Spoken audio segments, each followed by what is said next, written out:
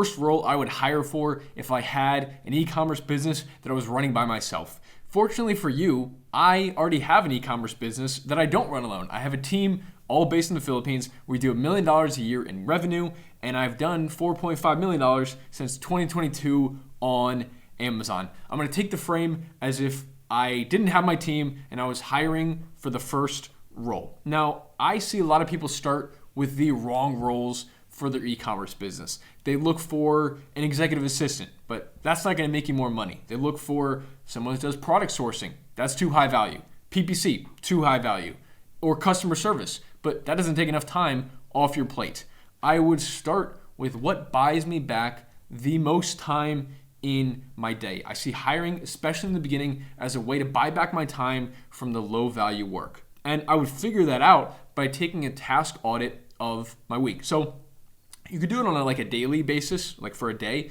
But I find if you really want to nail down, because responsibilities change day to day, look at what your week looks like. Write down, what is this block? What did you spend that on? This hour block, what did you spend that on? And then at the end of the week, put it together in a Google Sheet and categorize it by, group them together. How much time did I spend on product sourcing? How much time did I spend on admin, Google Sheets? Then you rank them by how easily can I teach this on a scale of 1 to 5? How would it take me a while to transfer this skill to someone else? Then how valuable is this to the business? Is this something that it can't live without, or is it kind of, needs to get done, but not always by me? The things I would delegate are the ones that are easiest to teach, take the most time of my week, and they're at a 3 to 4 on the value. Worth it for me to delegate, but not super valuable that it's risky for me to be offloading that to someone right away. And then that means I now have more time to spend on only the work that is a 5 on the value and is the hardest to teach. I want to reallocate my day towards that work only. So for example, task audit might look like this: transferring supplier invoices into Google Sheets, shell listings, FBA shipments, prep center.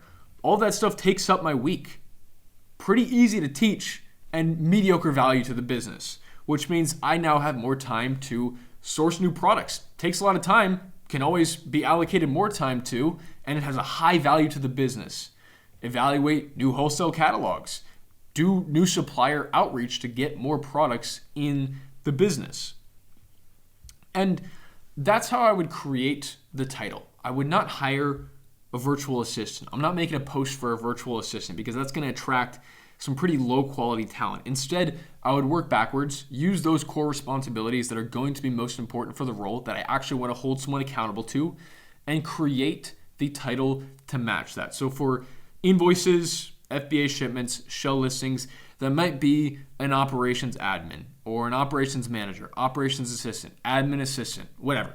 That the title is semantics, but it's not a virtual assistant. It's very specific roles within the company.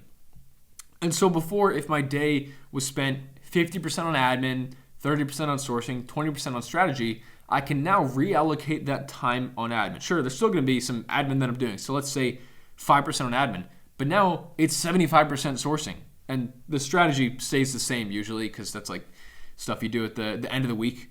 But all that time is now going towards the stuff that makes me more money. That's how this produces an ROI. Sourcing in an e-commerce business is directly attributable to profit. The more time I can allocate my day to that, the more money I can make. Now, it might be hard to conceptualize this if you haven't hired before, but the business as an entity is paying you for your time. And let's say the business is paying you $100 an hour.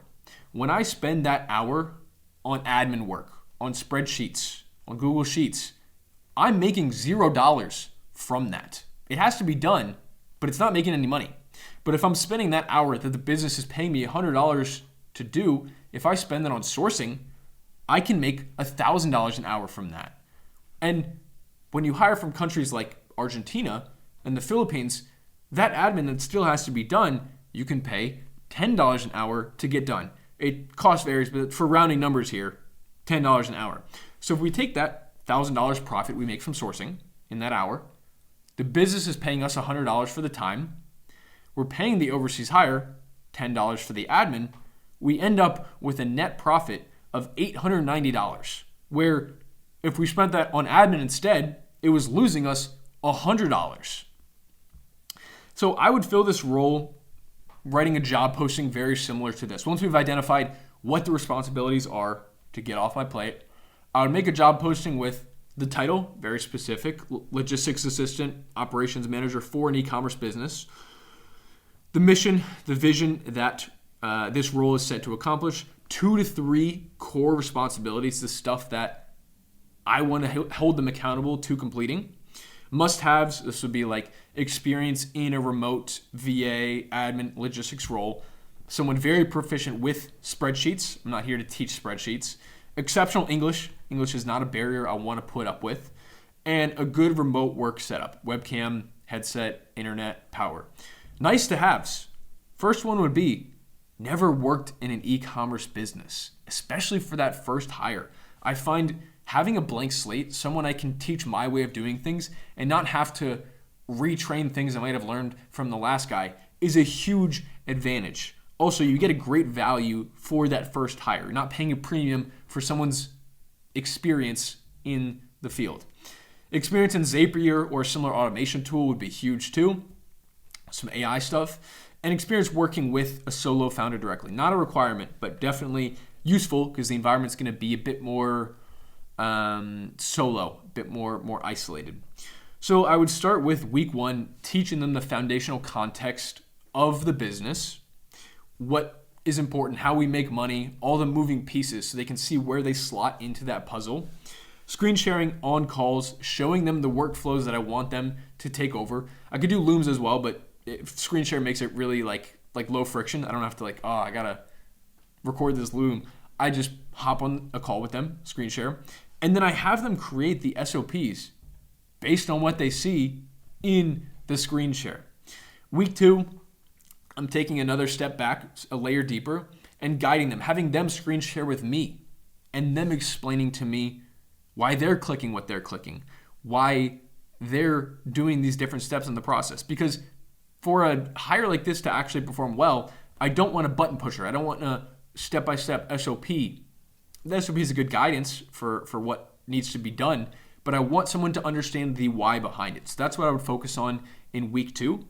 By week 3, I've delegated those core responsibilities off my plate. Should be pretty quick, assuming you hire someone competent for a role like this.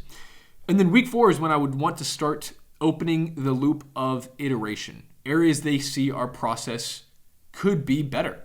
And then layering in those side tasks, the stuff that is not once they have the core stuff down, the other parts of the business, now that I have them on payroll. That's another thing. I would not hire part-time for this role. I would hire someone full-time, 40 hours a week, dedicated emotionally and mentally to the problems of my business. There's always more work to be done that I could teach them. And I would keep them on my team for years, like I have, through constant Slack communications, weekly one-on-one meetings, and monthly team meetings once I start growing the team, and giving them insight onto the different parts of the business, the pulse on everything, always providing recognition and feedback. And then also, of course, giving them opportunities for financial incentives as they do things that make the business more money. And then once I have that first hire out of the way, I would start back up from the top, run that task audit again, see where my week is going, and reallocate that time that I buy back towards the higher value work until I'm only, I think the highest value thing you can do in business is be a leader. And so the more you learn to iterate on that, and the people that are with you for a year or two understand so much they can move up into product sourcing or into these higher value roles of the business, I think you can create a very high leverage position for yourself as an entrepreneur. If you want help figuring out what the specific role your business needs, that's what we do on our overseas hiring calls. There's going to be a link down below. If you want to book that, we can talk through what this might look like for your business.